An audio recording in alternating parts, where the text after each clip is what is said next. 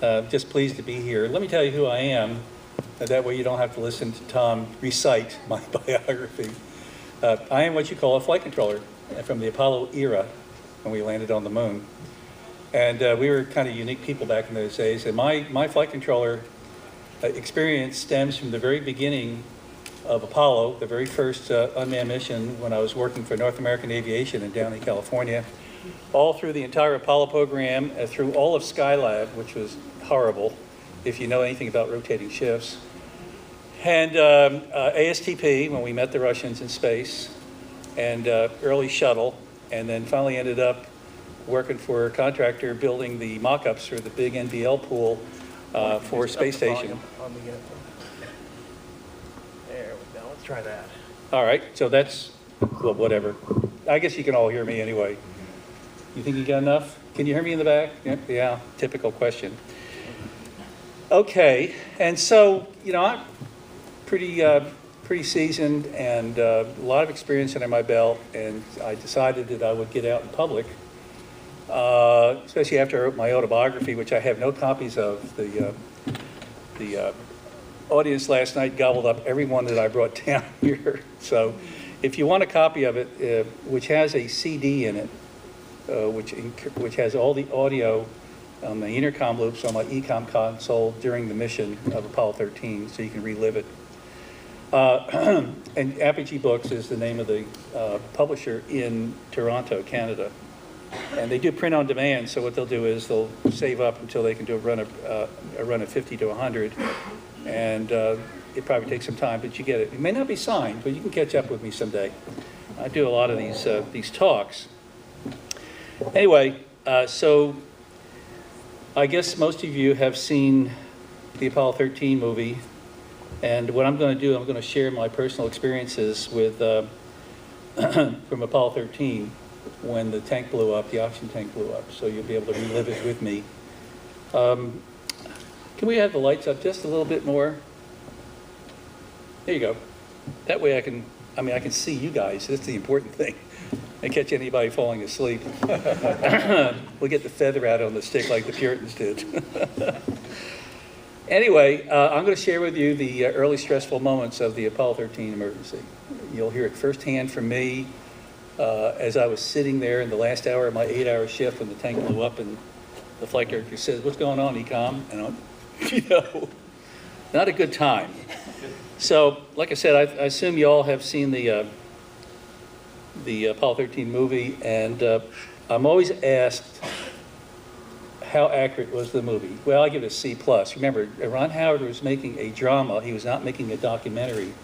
So he could take a lot of artistic license with respect to the plot and with the characters. And you'll have to admit, when he cast his brother, Clint Howard, to portray me in the movie, he took a lot of artistic license. So we're friends. He's a good journeyman actor, and he really wanted to make sure that he did well as a flight controller. And I have to always reassure him that he did well. Anyway, and I'll point out to you some of the artistic license exceptions that Ron Howard took in the movie. I'll tell you a couple right now. For example, assuming that most of you have seen the movie at least more than once, Jack Swigert, who replaced Ken Mattingly at the last minute because he'd been exposed to germ measles, was portrayed as a bumbling, ill-trained astronaut who got thrown into the position of command module pilot at the last minute. Not true. In fact, Jack Swigert probably knew the spacecraft better, was better trained than Ken Mattingly, who was the original command module pilot. Not true. They never argued.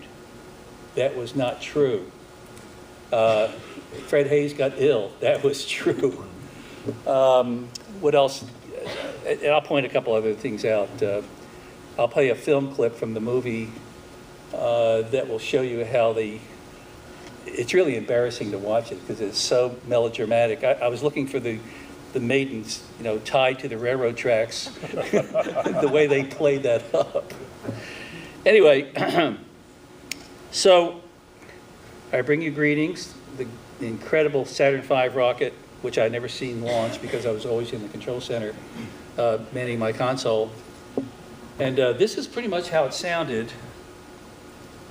5, 4, we have ignition. You're going to hear Walter Cronkite. All engines are running.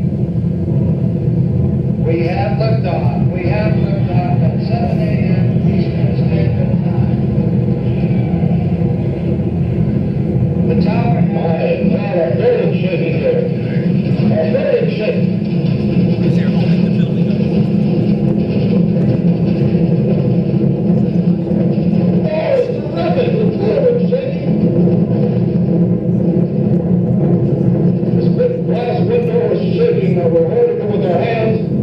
Look at that rocket go into the clouds at 3,000 feet. Oh, it's terrific. Look at it there. You can see it. See it? One more rivers coming here.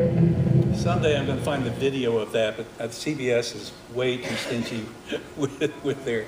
He was in this little shack they put together about 3 miles from the launch site. They wanted to be even closer because the 3 miles was because of it was 1.5 miles to 2 miles, because if the rocket exploded on the pad, the flame ball would have been 3 miles in diameter and would have incinerated poor Walter Cronkite. And by the way, just as a little aside, the Saturn V was so ponderous, it was only going 60 miles an hour when it cleared the top of that launch tower. It was really slow. In fact, I remember one of the astronauts said, have we lifted off yet? It was really slow. Anyway, a great beast, and I wish we had it back. Make sure I have this. Okay, so that's what it sounded like, and that's what Walter Cronkite sounded like. And he almost changed his word when he said, look at that, pause, rocket, go. He wasn't going to say rocket. But he's a good guy. So where are we? So I now bring you greetings from the past, from the days of Apollo, which are now more than 40 years ago. Can you imagine that, since we landed on the moon? The golden days of our country's lunar exploration began more than, as I said, 40 long years ago, when at the time, the United States could be thought of as a great exploring nation, as with other exploring nations of history. And I need to point something out to you that think of all the exploring nations in the past, colonial policies aside. We had China, we had Spain, we had Portugal, who managed to mess up the language of one of the largest countries in the world. China and UK. And when they stopped exploring, although China is starting to move out again, they imploded. I mean, all the air went out of their countries. They became, I hate to say third world countries, but they went inward instead of outward. And that's why we have to keep encouraging our country to keep moving outward and exploring, because that's our nature. And if we don't do that, then we're just going to implode. Let's go, well, why don't we just spend all the money here? Okay, here's a deep well. You'll never run out of a deep well. So keep that in mind. We want to stimulate our kids, you know, the STEM program, science, technology, engineering, and math. We promote STEM. We want the kids to take those disciplines and encourage them to experience them in school and go on in engineering and science fields. And that's how our country will continue to excel.